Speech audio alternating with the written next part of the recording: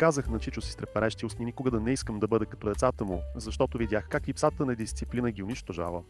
Майка ми почина твърде рано и ме отгледаха нейните приятели лекари, които винаги вярваха в образованието и редът. Чичо се опита да вземе попечителството над мен, но загуби делото в съда след дълго разследване за неговата некомпетентност. Сега посещаваме го веднъж месечно от дома им за един полуден ден, който винаги преминава в напрежение и тишина.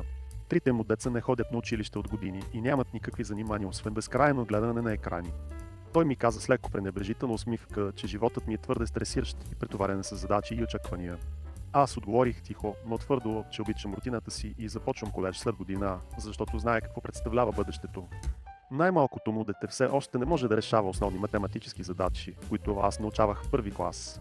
По-големият почти на моята възраст също се бори с прости уравнения и дори не знае как да пише есе. Той избухна в гняв, когато критикувах начина им на възпитание пред всички нас в стаята.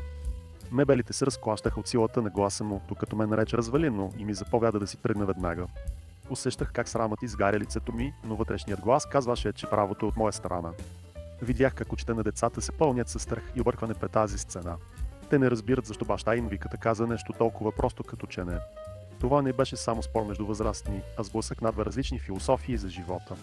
Единият избира сигурността чрез знания, докато другият избягва отговорностите и оставя децата си без бъдеще.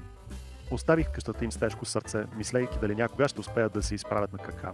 Вие какво мислите за подобен подход към отглеждането на деца в съвременното общество?